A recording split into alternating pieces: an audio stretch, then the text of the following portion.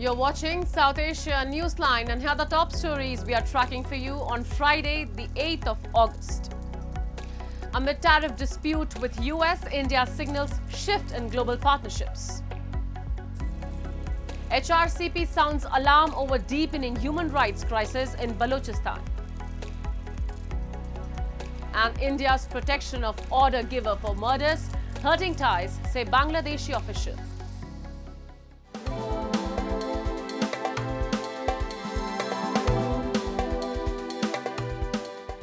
And now for all the details. Amid the ongoing tariff dispute with the US over India's imports from Russia, New Delhi and Moscow reaffirmed their strategic partnership during security talks on Thursday between India's National Security Advisor Ajit Doval and Russia's Security Council Secretary Sergei Shoigu. Doval noted India looks forward to President Vladimir Putin's visit by year-end. He later met Putin at the Kremlin, with Reuters reporting his agenda included Russian crude purchases and defense cooperation. Earlier, the Kremlin accused Washington of exerting illegal trade pressure on India, saying New Delhi has the right to trade with any country. Meanwhile, Prime Minister Narendra Modi and Brazil's President Lula da Silva spoke by phone, discussing US tariffs and other issues. Lula confirmed a state visit to India in early 2026, a day after telling Reuters he would raise the tariff issue within BRICS. Trump recently announced an additional 25% tariff on certain Indian imports, raising duties to 50%, alongside the same rate on Brazilian goods. Modi and Lula reaffirmed their goal of boosting bilateral trade to over $20 billion annually by 2030, up from $12 billion last year. They also agreed to expand the India-Mercosur preferential trade agreement and discussed linking their virtual payment platforms. While the Indian PMO's statement avoided direct mention of Trump or US tariffs, it said both leaders exchanged views on regional and global matters. India is signaling it may rebalance its global partnerships in response to the latest US trade action. And days after a powerful cloudburst unleashed deadly flash floods in India's Uttarakhand, rescue teams are racing against time to find the missing as locals recount moments of sheer horror. We have a report. Locals in India's Himalayan state of Uttarakhand on Thursday recounted the horrors of the deadly flash floods, as several remain missing after the sudden inundation and landslides this week that have killed at least 4 people.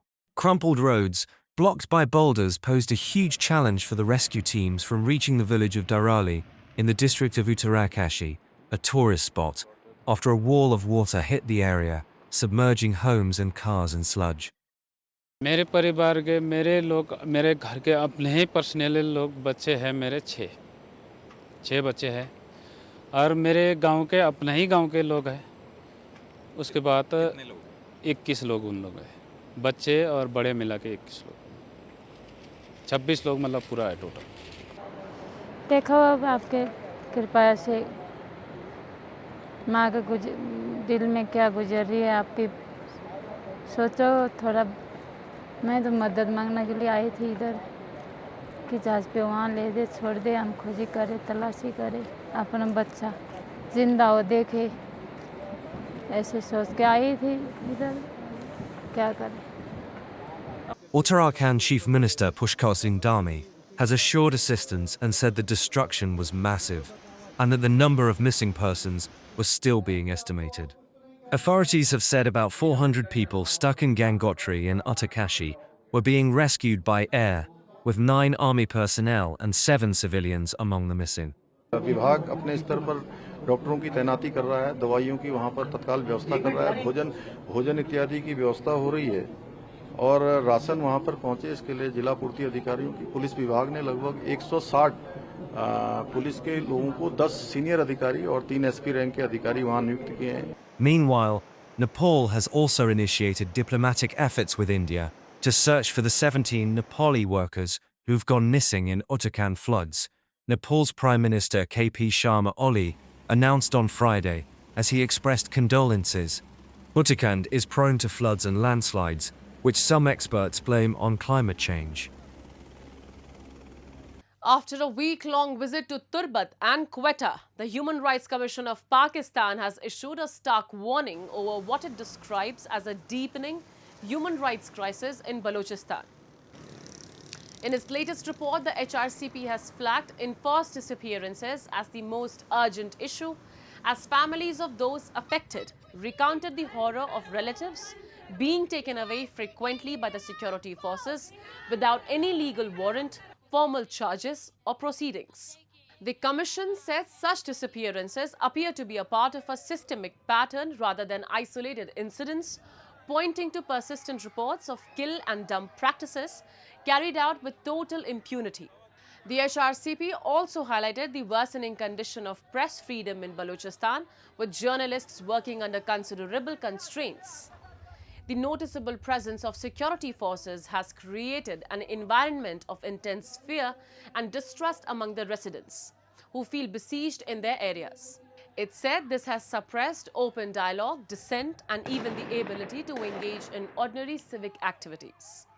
Activists, civil society members, and lawyers warned the government over its neglect, demanding urgent, comprehensive action. Moving on, neglect and corruption continue to cripple basic infrastructure in Pakistan-occupied Jammu and Kashmir. Locals say decades of broken promises have left vital roads in shambles, cutting off entire communities from essential services. A report. Decades of neglect have left vital roads in Pakistan-occupied Jammu and Kashmir in a crumbling state. Despite repeated promises, residents say nothing has changed for decades. Politicians make grand assurances before election, only to disappear once the votes are in. Locals accuse the government of mismanaging billions in development funds, funneling them to political favorites instead of areas in real need, leaving large populations cut off from essential facilities. सड़क जो है वो अवामी सहूलियात में बुनियादी सहूलत है, उसको तरजीह दी जाती है, लेकिन आज़ाद कश्मीर में मुख्तलिफ़ हल्काजात में हमने देखा है कि जो सड़क है या जो ऐसे तरक्याती फ़ंड्स हैं जो वो ऐसी जगह पर ज़्यादातर नहीं लगाए जाते जहाँ पर उनकी ज़्यादा ज़रूरत होती है। अब जैसे इस रोड की बात करें तो ये बिल्कुल शाहराह श्रीनगर मेन रोड है, इसके साथ ये मुंसलिक है, लिंक रोड है इसके साथ, और यहाँ से ही ऊपर ये जो है ना इसका बानी सईदा का गाँव है, सरबन है, जो स्कूल है, चुनुइयाँ हैं, और भी बहुत सारे इलाके इसके साथ हैं। लोगों की बहकें हैं, लोग जाते हैं वहाँ पे रहते हैं, मुख्तलिफ़ लोग जाते हैं, और लेकिन इसकी हालत आपके सामने बिल्कुल खस्ता हाल है, ये बिल्कुल कच्ची है अभी तक, और ये तकरीबन मेरी पैदाइश से पहले की ऐसी है। यानी 25 साल गुजर गए हैं और हमारी हुकूमत को, ये हमारे जो MLAs हैं उनको ये रोड नज़र नहीं आ सकी। People of POJK have been waiting for years now for a better administration that could work for their development. However, corruption and ignorance in the system have become a major challenge for the growth of the region, leaving its future in dark. And tensions between Bangladesh and India are once again in the spotlight. On Thursday, Bangladesh Chief Advisor's Press Secretary Shafiqul Alam directly accused India of offering what he called protection to a criminal responsible for ordering killings in Bangladesh, indirectly referring to former Prime Minister Sheikh Hasina. In a statement shared on Facebook in response to a media report in India, Alam said that the article made inflammatory comparisons and indulged in baseless conjecture. He said he believes this is a central reason that relations between the two neighbors face challenges.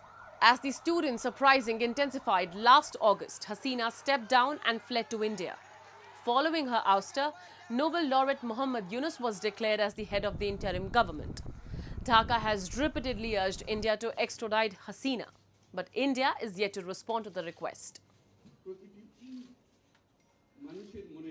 Moving on, Sri Lankan President Anurakumara Dissanayake informed the Parliament on Thursday that despite the ongoing discussions aimed at resolving key economic concerns, the country has not reached any final agreement with the United States regarding tariffs.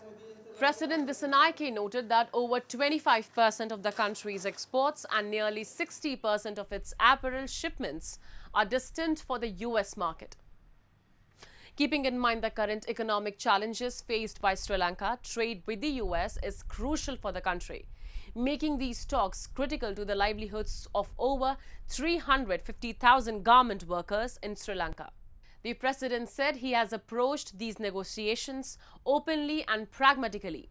We have appointed a strong team and engaged in continuous dialogue to ensure that any resolution does not harm our economy, the president said.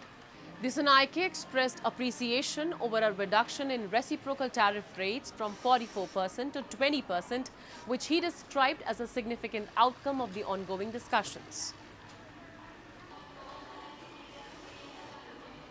That's all in tonight's edition. We will see you same time next week. Have a great weekend. Good night.